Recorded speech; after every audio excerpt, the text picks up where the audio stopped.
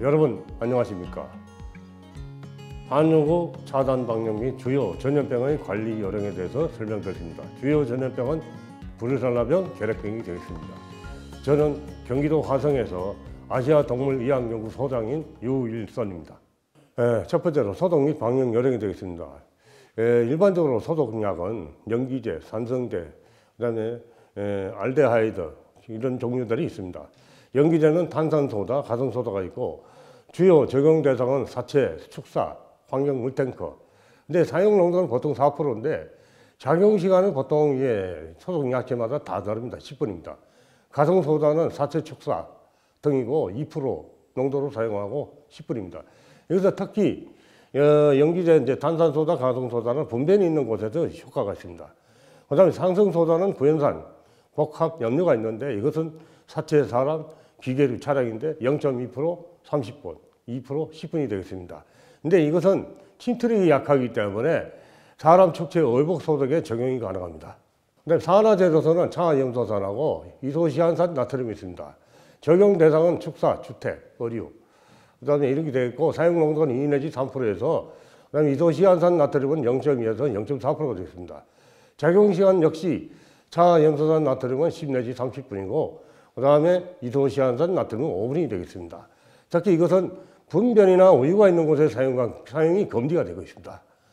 알데하이드 종류는 포름 알데하이드 가스, 글루타 알데하이드, 포름알린 있겠습니다. 주로 가스, 전기구들한테 볏짚 건초를 하는 데는 포름 알데하이드 가스가 이용하고 그 다음에 글루타 알데하이드는 축사 내부 차량 소독조 2%, 그 다음에 사료나 얼복은 포름알린으로 사용하게 되겠습니다. 농장의 차단 방역의 사례를 말씀드립니다. 차단 방역에서의 3요소는 IRS라 해가지고 첫 번째 우리가 전염병이 발생하면 우선 격리가 가장 중요하게 되겠죠. 전염병이 걸린 개체를 빨리 조기에 격리하는. 그 다음에 저항성. 이 다른 가축이 안 걸리기 위해서는 적절한 영양 관리, 비타민이나 공기, 물, 질, 그 다음에 면역력이 중요하게 되겠습니다. 그 다음에 이제 마지막으로 위생이 되겠습니다. 위생은 여러분들 잘 아시다시피 환경, 분뇨 이것들 깨끗이 치워드려야 되겠죠.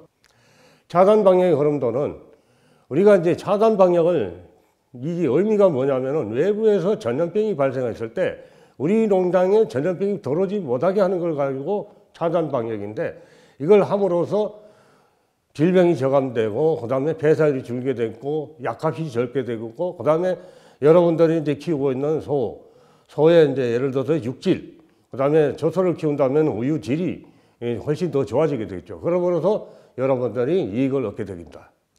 차단 방역의 중요성. 이것은 여러분들이 외부에 전염병이 발생하면 우리 농장으로 다른 농장에서 걸린 전염병이 우리 농장으로 들어오지 못하게 하는 것이 가장 중요합니다. 그래서 가장 위험한 요인은 뭐냐면은 외부에서 들어오는 신규 가축의 농장 입식입니다. 특히 신규 입식은 여러분들 아시다시피 전시회라든지 품평회, 그 다음에 재입식 가축 이런 데는 최소한 2주 동안은 격리를 해야 됩니다. 자, 그 다음에 우리 농장에 방문한 사람 중에서 가장 위험한 사람이 누구냐? 여러분들이 제일 중요한 것은 수의사, 그 다음에 가축 운송업자, 가축 소유자, 이웃 사람이 되겠죠. 그 다음에 가장 위험이 적은 사람은 누구냐? 도시에 사는 사람. 그 다음에 여러분들이 농장에 보면은 택배라든지 세일즈맨 들어오죠. 기술자. 이런 분들도 중간 정도의 위험한 방문자입니다. 그 다음에 여러분들 돌아다니는 개, 고양이도 위험하고 그 다음에 목장에서 사용되는 장비나 기구도 위험합니다. 자, 그 다음에 농장위생관리의 3요소입니다. 자, 첫 번째가 감염원입니다. 질병이 발생한 개체나 전염병이 걸린 가축을 차단시키는 거죠. 그 다음에 감염 경로가 되겠습니다. 예를 들어서 차량이라든지 사람이라든지 농장에 사용하는 기구라든지 이런 것을 통해서 감염 경로, 그 다음에 사용관리. 그러니까 어차피 사용관리를 제일 잘해야만이, 건강하게 키워야만이 질병이 덜 걸린다 이거죠. 그 다음에 여러분들 이제 사람에서 우리가 입고 있는 옷, 기구, 차량, 손, 장화가 이 주요 병원체, 세균이나 바이러스가 침입하는 경로가 되겠습니다. 자, 농장 위생관리의 효과 되겠습니다. 자, 위생관리를 철저하게 한 농장하고 하지 않은 농장하고는 차이가 많습니다. 예를 들어서 경제적 손실을 보시게 되면 위생관리를 잘했다 그러면 적죠. 그 다음에 위험성 적고 생산물의 위험성 역시 적고, 축산공해, 예를 들어서 냄새나 이런 것도 적죠. 그 다음에 여러분들 일하실 때 쾌적성 큽니다. 근데 위생관리를 제대로 못하면 반대가 되겠습니다. 자, 그 다음에 농장에 출입 제한이 되겠습니다.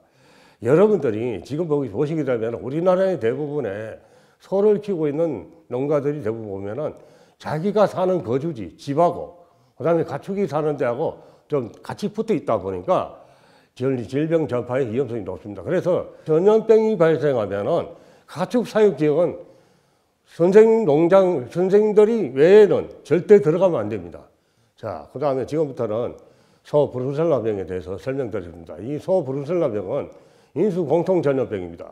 소, 돼지, 매장, 사냥, 개 등에서 걸리는데 주로 이것은 태반의 염증을 일으켜가지고 임신 후반기에 유산, 불임이 나타나는 겁니다.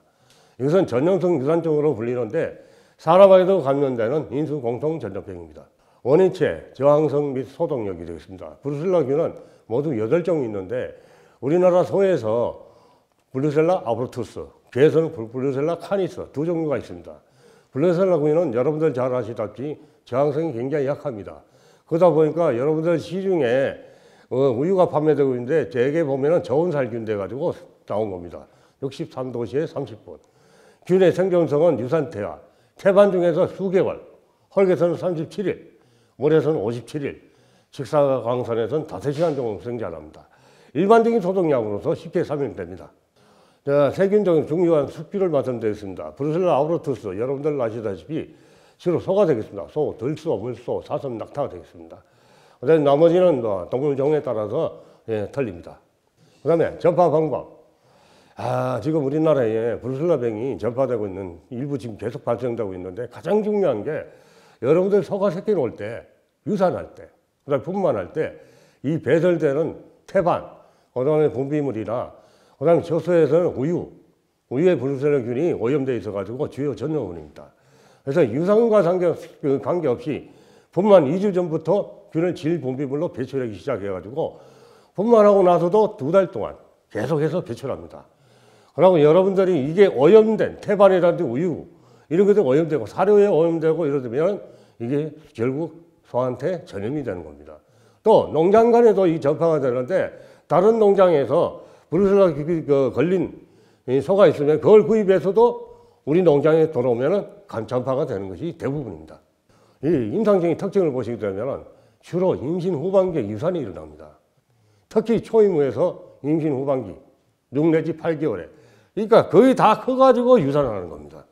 그래서 태반에 염증이 있어도 유산되지만은 계속 균을 배설한다는 것이 이게 굉장한 전염물입니다.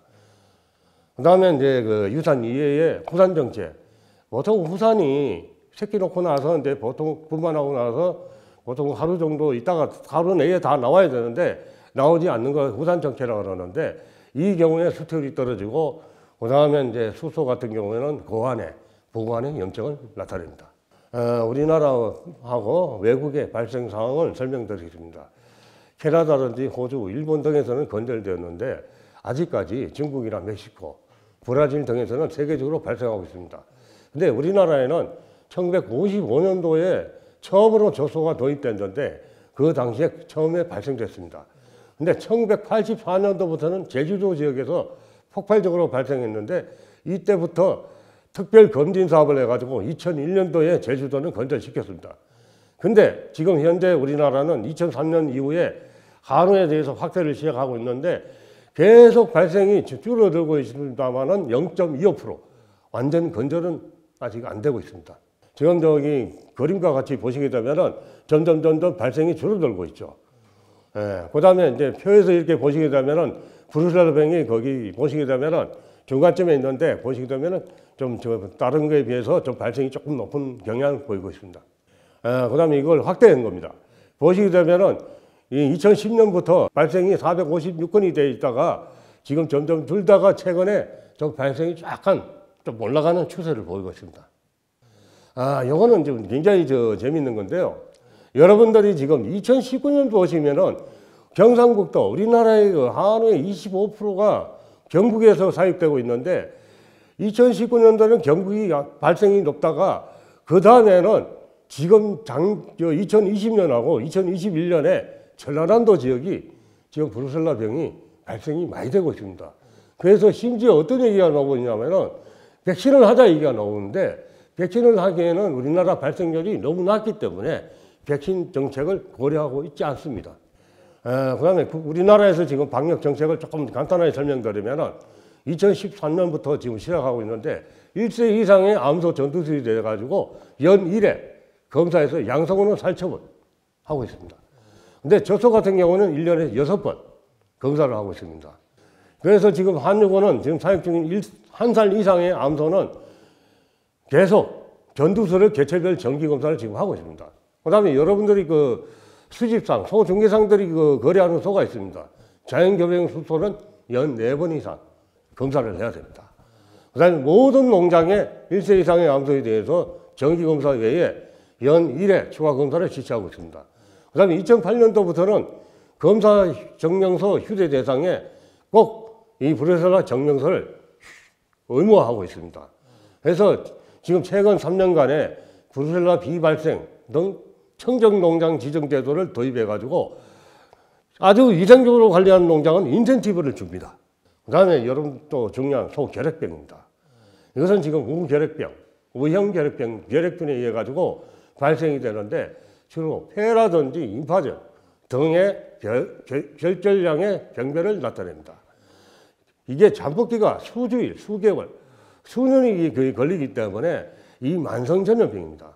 그래서 우리가 아까 보시게 됐던 근락화, 석회화, 결핵결절, 작은 유가족 형성을 나타내고 특히 만성소모성 질병의 경과를 나타내는데 이것은 뭐냐면은 우리가 대개 보면은 소를 키울 때 살을 주고 건초를 주고 키우는데 이게 병이 나면은 살도 안 찌고 점점 말라들어가는 겁니다. 이게 만성소모성 질병입니다. 원인, 저항성 및 병원성이 되겠습니다. 호기성, 운동성이 없습니다. 그 다음에 아파 및 혈막을 가지지 않는 감균으로 항상성을 나타냅니다. 이 병원성을 보시게 되면은 이 소형은 마이크로 보비스인데 이 사람하고 소한테 좀 강하게 나타나죠. 열에 대해서는 한 중간 정도. 60 내지 70도시에 30분 내지 40분간 가열되면 3일 됩니다. 질일, 그러니까 지방물질이 많아가지고 건조에 대해서는 저항성이 큽니다. 그리고 특히 이 건조된 분별에서는 5개월 동안, 석회가 있는 데서는 장기간 생존하는데 직사광선에는 감수성이 예민합니다. 특히 이 소에서는 진행해서 파괴적인 질병인데 말에서도 발병이 하죠. 주로 임파절의 병변을 나타냅니다. 예를 들어서 뭐 관리인이 걸렸다든가 또 소가 걸렸을 때 이게 감염되기도 합니다. 감염 경로를 보겠습니다. 감염과 오염지역이 가장 큰 감염원입니다. 일단 발생 시에는 2 내지 3년 후에 재차 발생합니다. 침, 콧물, 그 다음에 접촉, 우리가 상처가 났을 때, 그 다음에 경구 감염, 입으로 감염되는 거죠. 오염된 사료, 물. 그 다음에 임신 후와 태아의 태반 감염, 우유를 통해서 송아지한테 감염되는 거. 교미 감염. 그러니까 이제 자연정부할 때, 그 다음에 비말 감염이 되겠습니다. 잠복기는 수주 내지 수개월. 만성적으로 진행되고, 이게 초기에는 특징적인 증상이 없어요. 계속 점점 말라가면서 호흡기 증상을 나타내고, 그 다음에 피하 임파절이 정제되고, 그러면은 이게 결핵이 있는 것을 알 수가 있습니다. 지금 이거 역시 보시게 되면은, 지금 보시면 2018년도에 경북 지역하고 경남 지방이 많았죠. 그러다가 2019년도에 보시게 되면 경북, 경남, 전남 지역. 거의 우리나라 거의 전 지역에 이 결핵병이 지금 발생하고 있는 추세입니다. 진단. 이것은 보면은 주로 체중 감소. 아까도 말씀드렸다시피 만성소모성 질병은 체중이 증가되는 게 아니라 감소. 그 다음 유량이 감소되는 거예요.